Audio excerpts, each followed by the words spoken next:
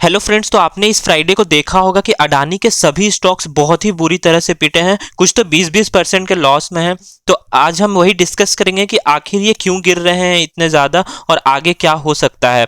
तो ये देखिए, सबसे पहले मैं बता दूं कि इसका रीज़न ये है कि एक कंपनी है हिंडनबर्ग रिसर्च, जिसने एक रिपोर्ट पब्लिश की है अडानीज के कंपनीज के बारे में कि उन्होंने बहुत सारे फ्रॉड्स किए हैं और उसी वजह से फ्राइडे को शेयर मार्केट में उनके सभी स्टॉक्स बहुत बुरी तरह से पिटे हैं।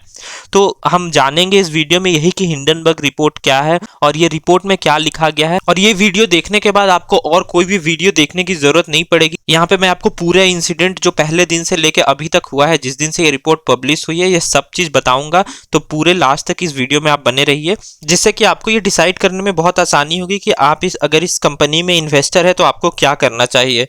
एक और डिस्क्लेमर मैं आपको यहाँ दे देता हूँ कि जो भी यहाँ मैं इस वीडियो में बात करूंगा वो मैं अपने मन से नहीं बता रहा हूँ। जो भी उस रिपोर्ट में लिखा हुआ है मैं वही बात आपको बताऊंगा, ये कोई मेरा पर्सनल व्यू नहीं है। तो आइए सबसे पहले बात कर लेते हैं कि ये हिंडनबर्ग रिसर्च कंपनी करती क्या है और इसका मेन काम क्या है। तो ये कंपनी 2017 में बनी थी। नाथन एंडरसन जो इसके फाउंडर हैं, उन्होंने इस कंपनी को बनाया था। और ये कंपनी एक रिसर्च फर्म है जो कि मेनली शेयर मार्केट के उन कंपनीज को ढूंढती है और रिसर्च करती है उस कंपनीज के ऊपर जो उन्हें लगता है कि वो बहुत ज्यादा इर्रेगुलरिटीज या फ्रॉड कर रहे हैं। उन कंपनीज के ऊपर रिसर्च करती है और उस पर रिपोर्ट्स बनाती है और फिर वो मार्केट में रिलीज करती है, जिससे उन कंपनीज के शेयर्स बहुत डाउन चले जाते हैं।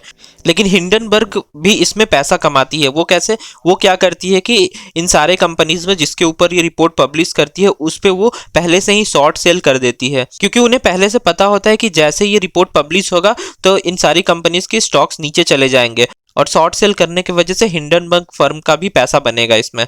तो आइए अब बात कर लेते हैं कि आखिर ये रिपोर्ट कहता क्या है। तो इसमें देखिए, सबसे पहले 25 जनवरी को हिंडनबर्ग रिसर्च ने एक ट्वीट किया जिसमें उन्होंने मेंशन किया, how the world's third richest man is pulling the largest coin in corporate history. यानी कि जो दुनिया का सबसे अमीर आदमी है वो कैसे एक सबसे बड़ा फ्रॉड इस पूरे हिस्ट्री का कर रहा है। और उसके बाद उन्होंने और बहुत सारे ट्वीट्स किए जिसमें उन्होंने मेंशन किया कि गौतम अडानी जी का जो वेल्थ है 120 बिलियन डॉलर का, उसमें से रफली 100 बिलियन डॉलर पिछले 3 साल में बना है। और ये हुआ है उनके 7 लिस्टेड कंपनीज, जिसके बदौलत उन्होंने मैसिव वेल्थ जनरेट किया है, जो कि अराउंड अगर आप देखोगे तो इसमें से कुछ कंपनीज है 1000% और 2000% के भी रिटर्न इन्होंने दिए हैं। इसके बाद इन्होंने मेंशन किया कि अडानी ग्रुप के जो कंपनीज है वो बहुत ही हाई डेट में है और उन्होंने बहुत ज़्यादा लोन लेके रखा है। अगर आप यहाँ पर देखोगे इनके करंट रेशियोज जो हैं 0.5, अगर आप देखोगे अडानी ग्रीन एनर्जी का 0.5 है। अगर ये 1 से कम है, इसका ये मतलब है कि इनके एसेट्स कम है और लायबिलिटीज ज़्यादा है। 0.5 मतलब इनके एसेट्स लायबिलिटीज से हाफ हैं। तो ये एक अच्छा साइन नहीं है बिल्कुल भी। और अगर आप ये भी देखोगे कि इन्होंने कितना ज़्यादा अपना शेयर्स प्लेज किया है।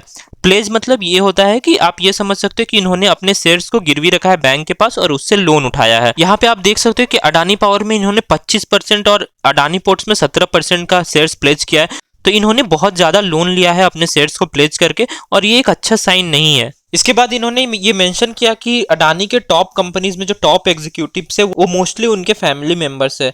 और बहुत सारे आर्टिकल्स भी पब्लिश किए जिसमें इन्होंने दिखाया है कि इन सारे फैमिली मेंबर्स के ऊपर भी ऑलरेडी पास्ट में बहुत सारे केसेस रजिस्टर्स हैं फ्रॉड के, जो कि बताता है कि ये टॉप मैनेजमेंट रिलायबल नहीं है। इसके बाद इन लोगों का जो सबसे बड़ा एलिगेशन है वो है स्टॉक मैनिपुलेशन का। तो सबसे पहले आप लोगों को ये जानना जरूरी है कि कैसे कोई भी चीज़ का प्राइस बढ़ता है। अगर किसी भी चीज का डिमांड ज्यादा है और सप्लाई कम है तो ऑलरेडी उसका प्राइस बहुत ज्यादा बढ़ जाएगा। तो हिंडनबर्ग का ऐसा कहना है कि अडानी ग्रुप में प्राइस को आर्टिफिशियली इन्फ्लेट किया है सप्लाई को कम करके। तो अब आप सोच रहे होंगे कि सप्लाई को इन्होंने कैसे कम किया है। तो देखिए, इसके लिए आपको समझना पड़ेगा फ्लोट क्या होता है। तो देखिए, जो भी कंपनी इंडियन स्टॉक मार्केट में लिस्ट होती है तो उसका एक नियम होता है कि एटलीस्ट 25% शेयर ट्रेडिंग के लिए होना चाहिए। यानी कि प्रोमोटर मैक्सिमम 75% ही शेयर रख सकता है और एटलीस्ट 25% शेयर्स हैं वो मार्केट में फ्लोटिंग होने चाहिए, उसे ही हम फ्लोट कहते हैं। तो हिंडनबर्ग का ये एलिगेशन है कि अडानी ग्रुप एंड फैमिली ने बहुत सारे सेल कंपनीज में इन्वेस्ट किया है।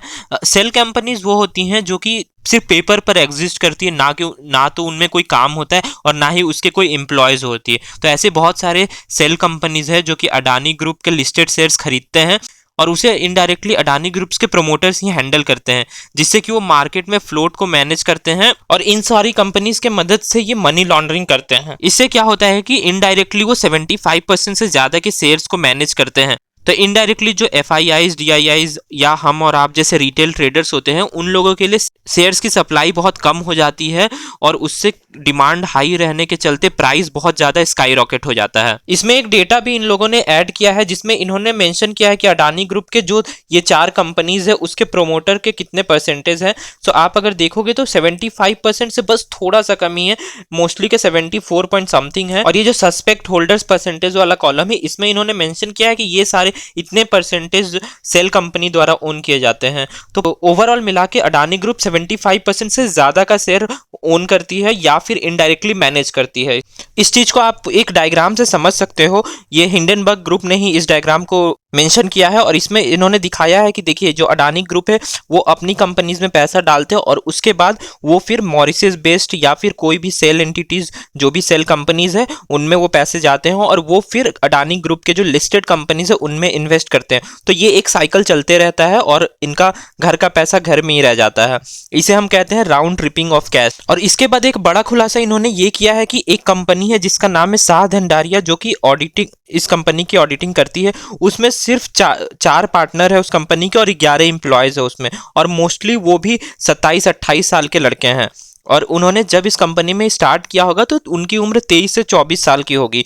तो इसका मतलब इतने बिलियन डॉलर्स ऑफ पैसे को मैनेज करना और वो भी एक 23-24 साल के कॉलेज से निकले हुए लड़के, तो यहाँ भी कुछ जरूर दाल में काला लगता है। कुछ और भी एलिगेशंस लगाए हैं इन्होंने जैसे कि केतन पारेख के साथ इनका इन्वॉल्वमेंट। तो जिन्हें नहीं पता है उन्हें मैं बता दूं कि Ketan Parekh already Indian stock market से बैंड है, वो इंडियन स्टॉक मार्केट में ट्रेड नहीं कर सकते हैं। तो उनके ऊपर पास्ट में ही बहुत सारे एलिगेशंस थे स्टॉक मैनिपुलेशन को लेकर जिसकी वजह से वो ऑलरेडी बैंड है।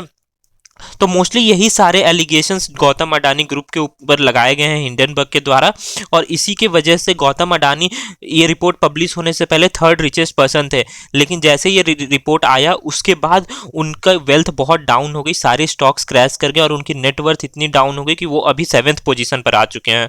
और ये रिपोर्ट रिलीज करने के बाद इन लोगों ने 88 क्वेश्चंस पूछे थे अडानी ग्रुप से कि उनका आंसर दे दीजिए अगर आप सही है तो, लेकिन उसके जवाब में अडानी ग्रुप ने कहा कि ये सारे बेसलेस एक्विजिशंस है और ये उन पे लीगल एक्शन ले सकते हैं। जिसके रिस्पॉन्स में हिंडनबर्ग ने कहा कि उन्हें कोई दिक्कत नहीं है अगर वो लीगल एक्शन ले, उनके लिए वो रेडी है और वो बहुत ही कॉन्फिडेंट है अपने सारे क्लेम्स को लेकर और उनके पास पूरी प्रूफ्स है। तो आइए अब बात कर लेते हैं कि इससे हमें क्या इफेक्ट होगा और अडानी ग्रुप के स्टॉक्स पर क्या असर पड़ेगा। तो जैसा कि हमने फ्राइडे को देखा है कि ये बहुत ज़्यादा इसमें डिप आया है, बहुत ज़्यादा इसके स्टॉक्स गिर गए हैं, तो वही अभी आने वाला टाइम में भी होने वाला है। अभी ये स्टॉक्स और गिरेंगे जब तक ये मामला शांत नहीं होता। और अगर आप इससे ये रिपोर्ट आने से पहले भी देखोगे तो ये आपको पता होना चाहिए कि ये स्टॉक्स ओवर इन्फ्लेटेड तो था। तो मेरा ये मानना है कि ये स्टॉक्स अभी बहुत ही रिस्की हो सकते हैं। अगर आप इसमें इन्वेस्ट करने का सोच रहे हैं तो प्लीज़ अवॉइड करिए, ऐसा मेरा मानना है। लेकिन आपको अपना फाइनल डिसीजन आपको खुद से सोच कर लेना है कि आप क्या चाहते हो और आपको क्या लगता है। आप कमेंट में बताइए कि क्या आप इसमें इन्वेस्टेड हो या नहीं और आप क्या सोचते हो इन स्टॉक्स के बारे में। और अगर आपको ये वीडियो पसंद आया, इससे आपको कोई भी वैल्यूएबल इन्फॉर्मेशन मिली तो प्लीज़ एक लाइक करिए और चैनल सब्सक्राइब कर लीजिए। तो मिलेंगे नेक्स्ट वीडियो में, तब तक के लिए जय हिंद।